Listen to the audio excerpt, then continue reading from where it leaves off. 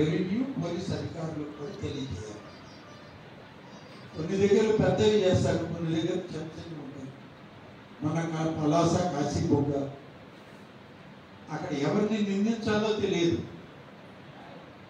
ఎవరిని మనం తప్పు పట్టాలో కూడా తెలియని పరిస్థితి.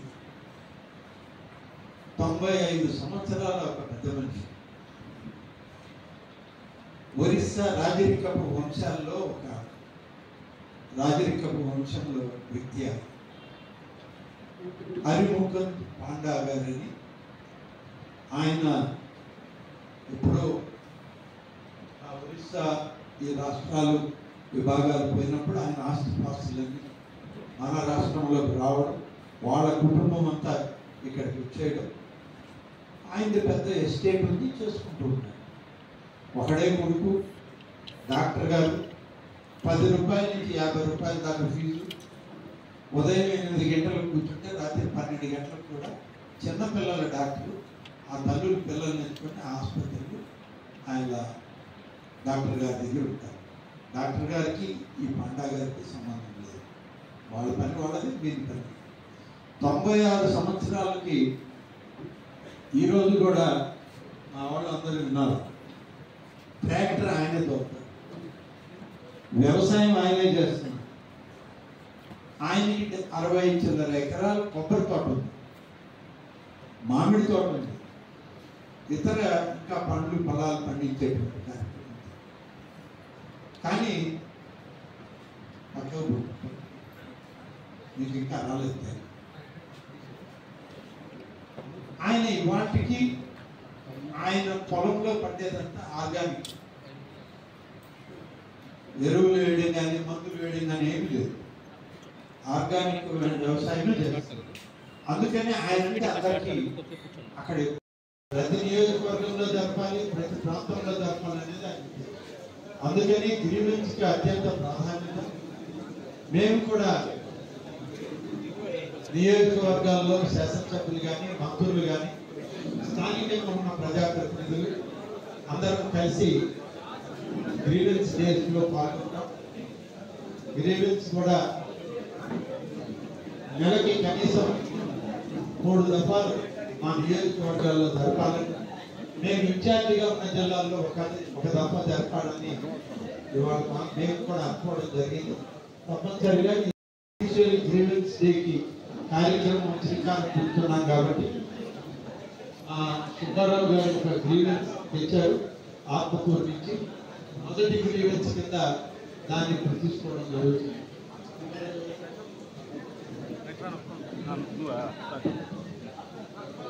సుబ్బారావు గారు ఉన్నారా?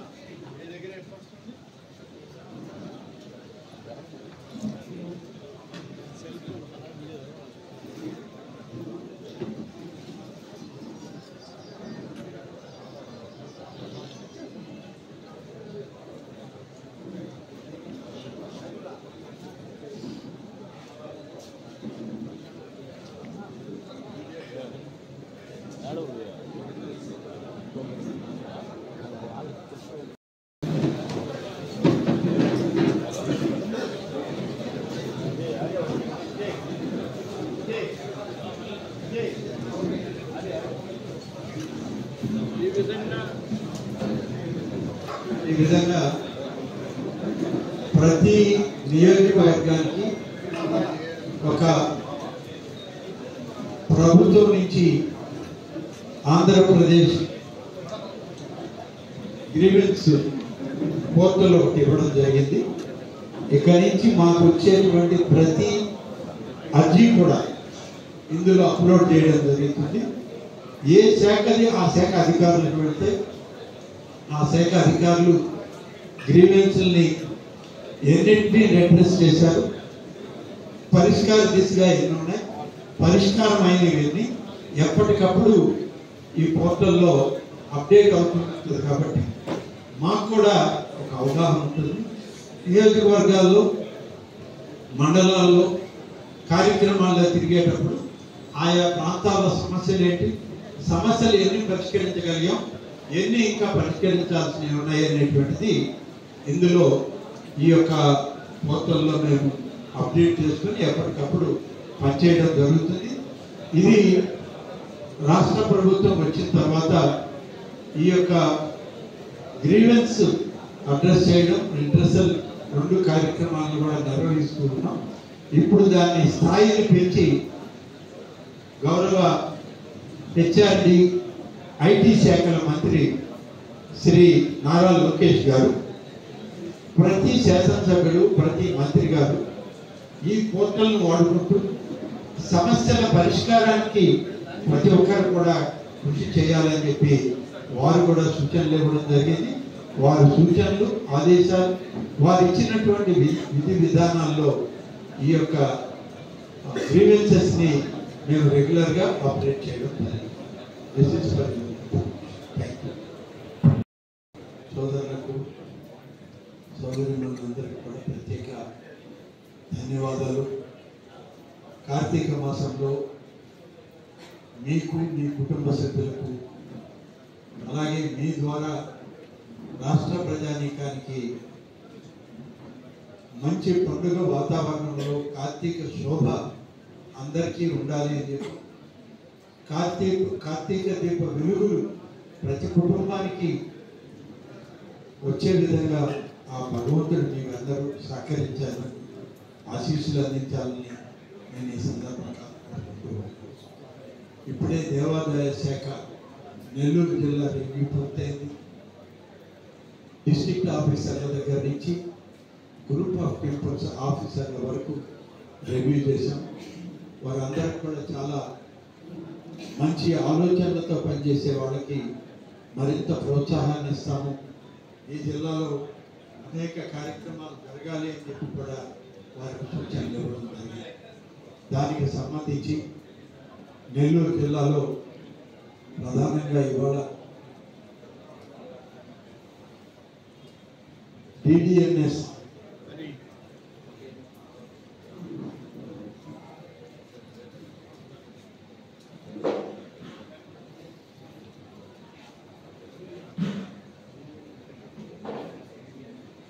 ధూపదీప నైవేద్యాల స్కీమ్లో నెల్లూరు జిల్లాలో గతంలో ఉన్నవి కాక కొత్తగా 3 విడతల్లో మంజూరు చేయడం జరిగింది. మంజూరు చేసినటువంటి ఈ యొక్క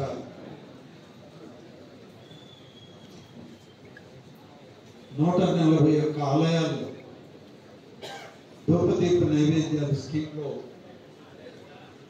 ప్రతి నెల ఒక్కొక్క ఆలయంలో ఉండి అక్కడ దీపారాధన, ప్రసాదం, నైవేద్యం పెట్టేటువంటి వ్యక్తులకి గతంలో 5,000 రూపాయలు ఇస్తూ వస్తే ఇప్పుడు ప్రభుత్వం 10,000 రూపాయలకు పనికిస్తూ ఉంది. ఆ 10,000 రూపాయలని గతంలో ఇచ్చేటువంటి వాటితో కలిపి కొత్తగా ఇప్పుడు 141 ఆలయాలకి మంజూరు చేయడం జరిగింది.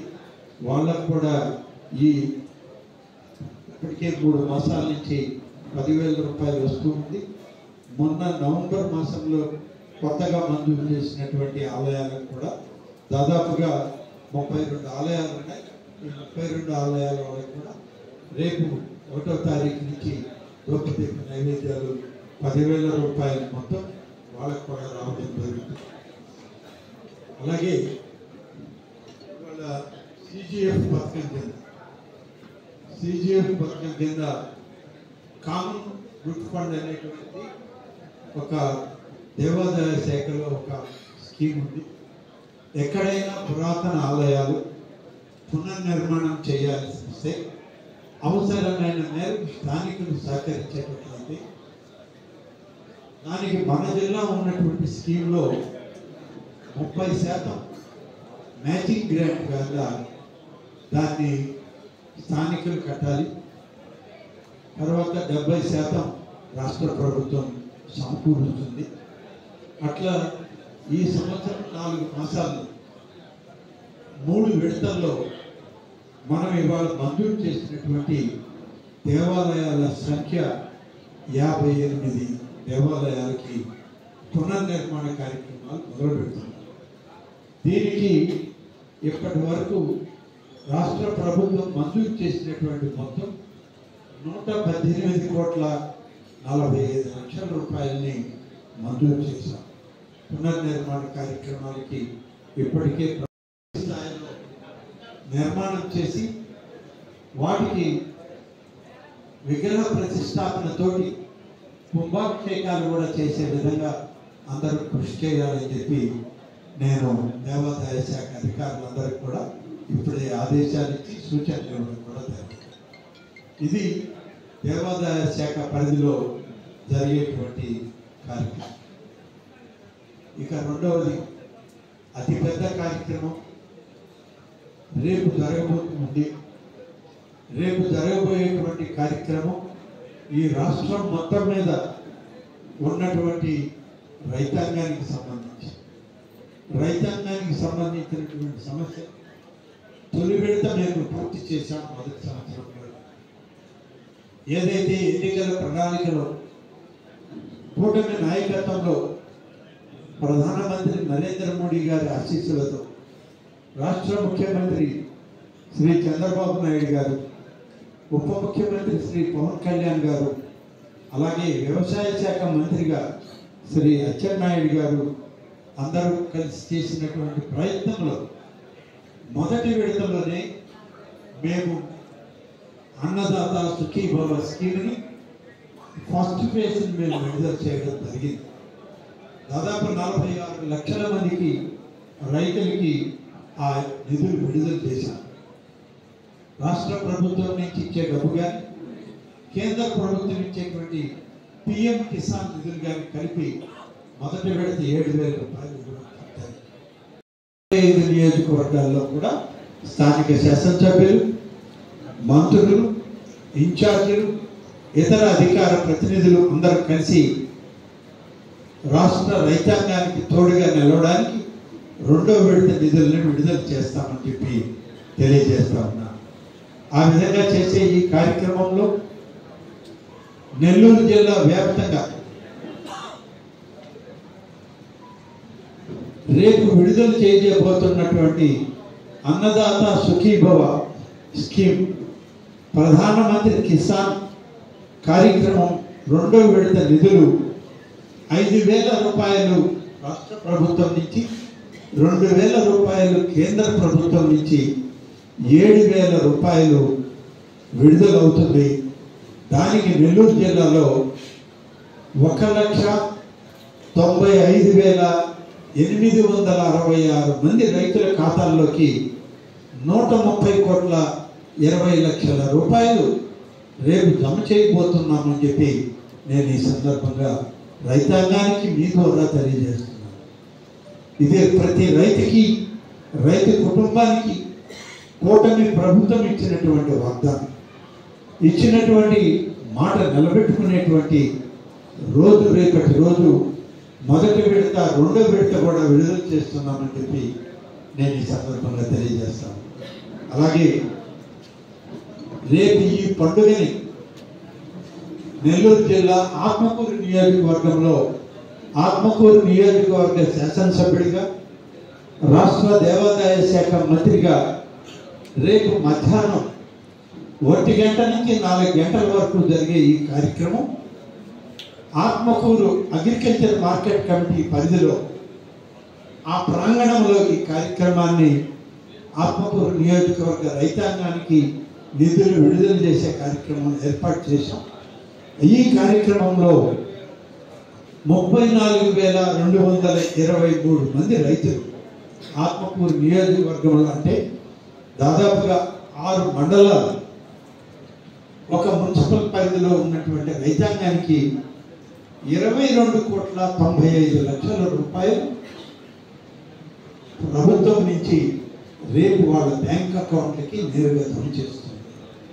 ఇది ఒక రైతులకు పండుగ కార్యక్రమంగా, పండుగ వాతావరణంగా రేపు మధ్యాహ్నం ఏఎంసీ ప్రాంగణంలో మధ్యాహ్నం 1 నుంచి 4 దాకా ఈ కార్యక్రమం ప్రధానమంత్రి దగ్గర నుంచి, ముఖ్యమంత్రి గారి దగ్గర నుంచి ఆ బ్యాంక్ అకౌంట్లకి డబ్బు పడే వరకు 4 గంటల సేపు ఈ కార్యక్రమం ఉంటుంది.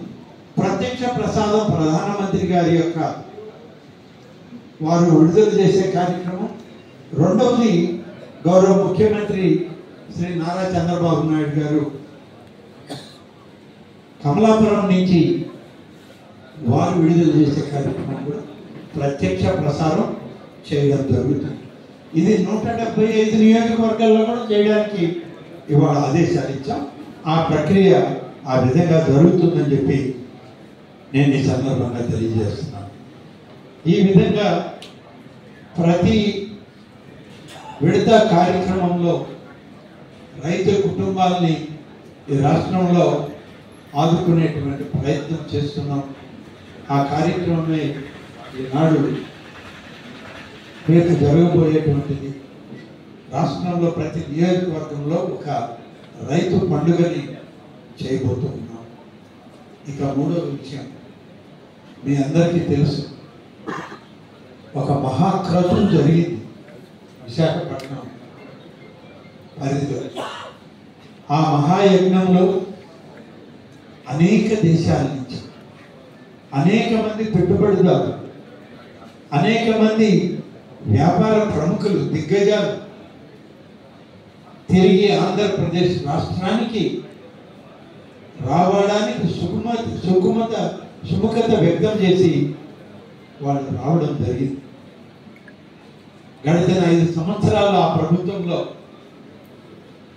పరిశ్రమలు పెడతామని వచ్చిన వాళ్ళు లేరు. వచ్చిన వాళ్ళు ఎవరైనా ఒకరిద్దరు ఉంటే మేము పెట్టలేమని చెప్పి వెనక్కి వెళ్ళిన వాళ్ళు. దాదాపుగా 16 మాసాలు చేసిన కృషి, 16 మాసాలు చేసినటువంటి ప్రయత్నం, 16 మాసాలు కేంద్ర రాష్ట్ర ప్రభుత్వ అధికార సమన్వయంతో ఇతర దేశ దిగ్గజాలతో మాట్లాడి సమావేశాల్లో ఒప్పించినటువంటి తీరు గౌరవ ముఖ్యమంత్రి శ్రీ చంద్రబాబు నాయుడు గారి నాయకత్వంలో, ప్రధానమంత్రి శ్రీ నరేంద్ర మోడీ గారి యొక్క ఆశీస్సులతో, ఇక్కడ నారా లోకేష్ గారి యొక్క సంకల్ప బలంతో, పవన్ కళ్యాణ్ గారి యొక్క సాహచర్యంలో ఆంధ్రప్రదేశ్లో మళ్ళీ పెట్టుబడులు పెట్టడానికి ఇవాళ వందల సంఖ్యలో ఇతర దేశాల నుంచి కూడా ప్రముఖులు, వ్యాపారవేత్తలు, పారిశ్రామిక దిగ్గజాలు మన రాష్ట్రానికి వచ్చినాయనంటే ఇది ఒక మహా అద్భుతమనే చెప్పాలి. రేపటి తరానికి ఒక భవిష్యత్తును చూపించే నేటి కూటమి ప్రభుత్వానికి చంద్రబాబు నాయుడు గారి నాయకత్వం ఏ విధంగా పనిచేస్తుందో ఇది ఒక కార్యక్రమంగా మీ అందరి ముందు చెప్పాల్సిన అవసరం ఉంది. విశాఖ వేదికగా జరిగినటువంటి సిఏఏ సమిట్లో పెట్టుబడుల హబ్గా దీన్ని తీసుకురావడం జరిగింది. రాయలసీమ, కోస్తా ఆంధ్ర, ఉత్తరాంధ్ర 3 ప్రాంతాలని కూడా కలిపి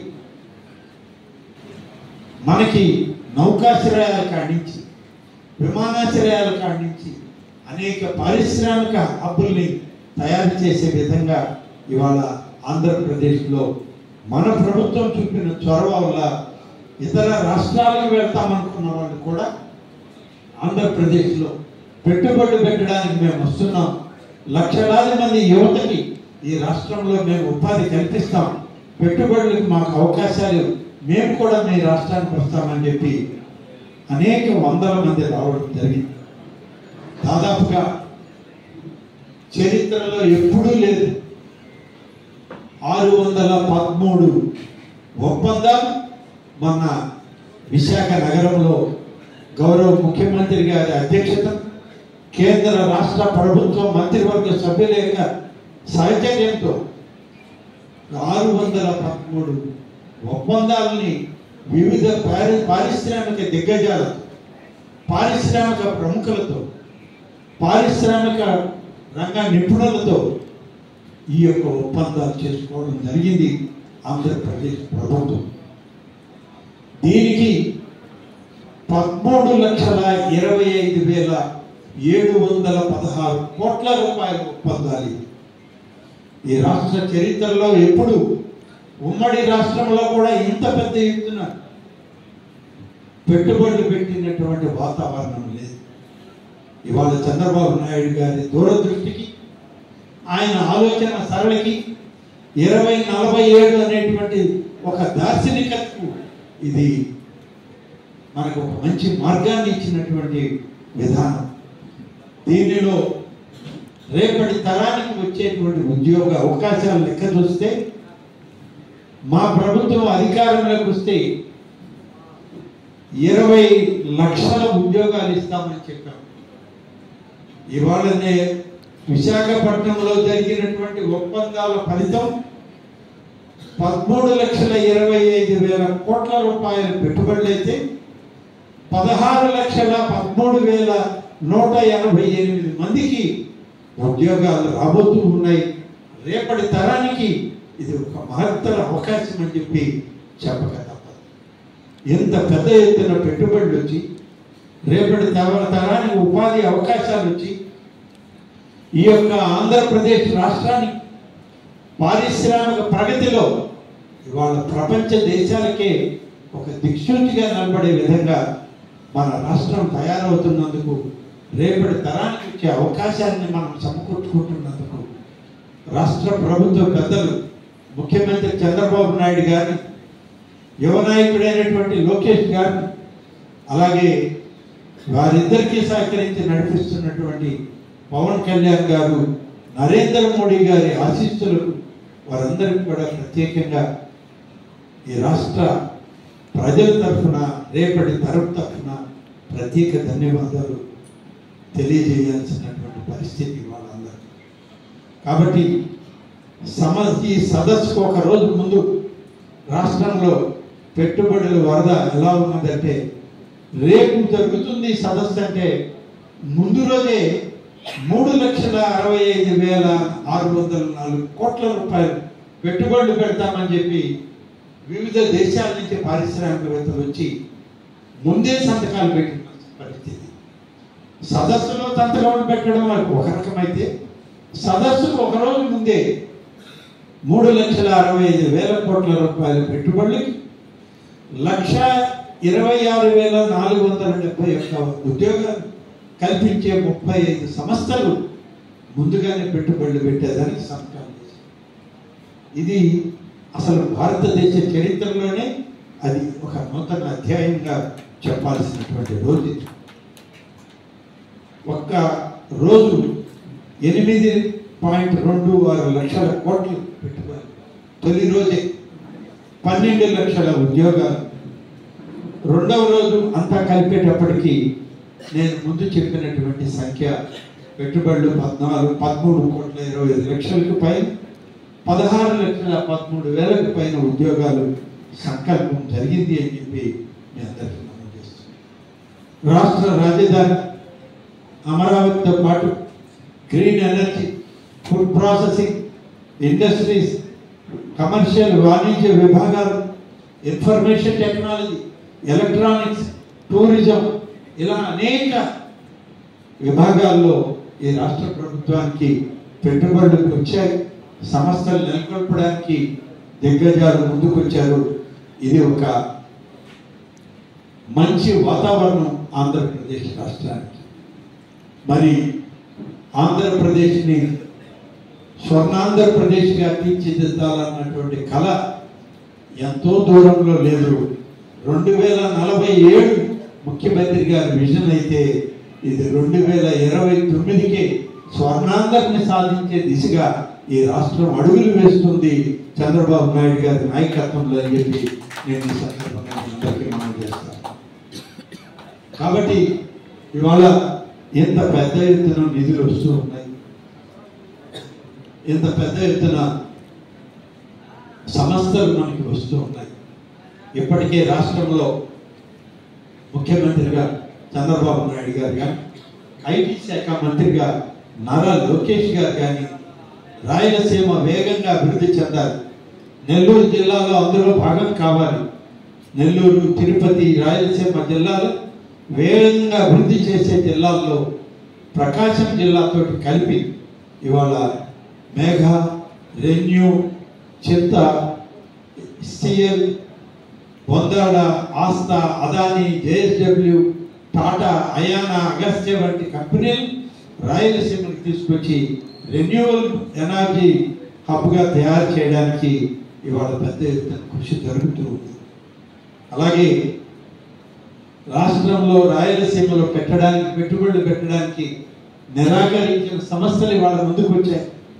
మీకు తెలుసు, గతంలో రాయలసీమలో శంకుస్థాపనలు చేసి ముఖం చాటేసి వెళ్ళిపోయిన కంపెనీ ఇవాళ మళ్ళీ రాష్ట్ర ప్రభుత్వం స్థిరమైన ప్రభుత్వం, ఒక సుస్థిరమైనటువంటి పాలన అందించేటువంటి నాయకత్వం ఉన్నటువంటి చంద్రబాబు నాయుడు గారి నాయకత్వాన్ని, పారదర్శకతను చూసి మళ్ళీ అవే కంపెనీలు మేము రాయలసీమలో పెట్టుబడులు పెడతాం, రాయలసీమను హబ్గా చేసుకొని పారిశ్రామిక రంగాన్ని అభివృద్ధి చేస్తామని అటు కర్నూలు కానీ, ఇటు కడప కానీ, అనంతపూర్లో లేపాక్షి కానీ ఇలాంటి అనేక ప్రాంతాల్లో ఇవాళ పెట్టుబడులు పెట్టడానికి అనేక మంది ముందుకు వచ్చారని చెప్పి నేను మీకు మనవి చేస్తాను.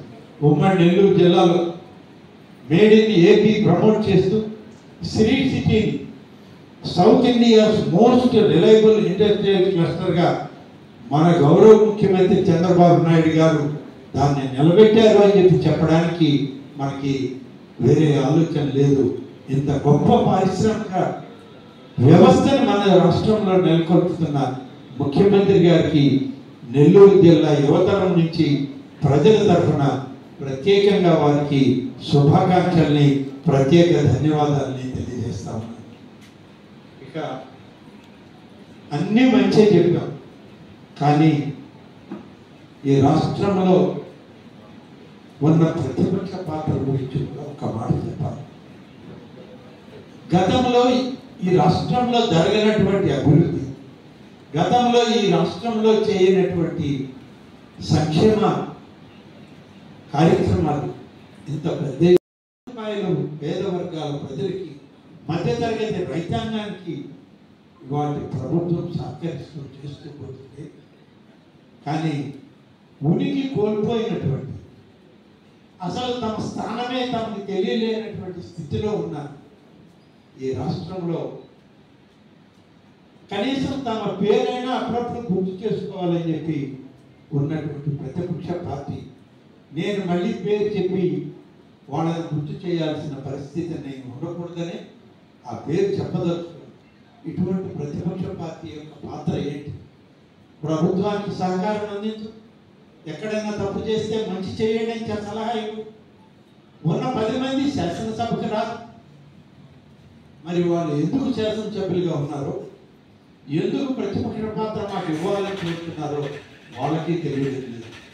కాబట్టి ఇవాళ నేను మీ అందరికీ మనం చేసేది, మీ ద్వారా రాష్ట్ర ప్రజానికి కూడా తెలియజేసేది, ఈరోజు ఈ రాష్ట్రంలో ఇన్ని విధాలుగా అభివృద్ధి జరుగుతూ ఉంటే ప్రతిపక్ష పార్టీ ఉనికి కోల్పోయిన పార్టీ, ఎక్కడ కూడా ఒక పరిశ్రమను స్థాపించలేనటువంటి పార్టీ 5 సంవత్సరాల్లో తాము కళ్ళ ముందు చూడనటువంటి నవశకాన్ని ఈ యొక్క రాష్ట్రంలో కూటమి ప్రభుత్వం చంద్రబాబు నాయుడు గారి నాయకత్వంలో, లోకేష్ గారి ఆధ్వర్యంలో, పవన్ కళ్యాణ్ గారి సహచర్యంలో జరుగుతూ ఉంటే చూసి ఓర్వలేక అనేక రకాల నిందలు ఈ ప్రభుత్వం మీద, ప్రభుత్వ నాయకత్వం మీద వేయడం చాలా బాధాకరం. నిన్ననే తిరుచానూరు అమ్మవారి యొక్క బ్రహ్మోత్సవాల్లో రాష్ట్ర ప్రభుత్వ ప్రతినిధిగా ముఖ్యమంత్రి గారికి మారుగా వెళ్ళి రావడం జరిగింది. మరి అక్కడికి వెళితే అక్కడ ఉన్నటువంటి పరిస్థితుల్ని మీడియా సోదరులు ప్రస్తావన చేశారు. ఒకవైపు నేతి కుంభకోణం, కల్తీ నెయ్యి కుంభకోణం, మరొక వైపు పరకామణిలో దోపిడీ. ఇవి అతి పెద్ద కలియుగ ఆరాధ్య దైవం. ప్రతి భారతీయుడు, ప్రతి హిందువు నిత్యం కొలిచేటువంటి శ్రీ వెంకటేశ్వర స్వామి ఆ క్షేత్రంలోనే ఇటువంటి దుర్వ్యసనాలను ప్రోత్సహించారు. దురదృష్టకరమైన పద్ధతుల్ని ఆనాడు వాళ్ళు పనిచేశారు, దోపిడీ చేశారు.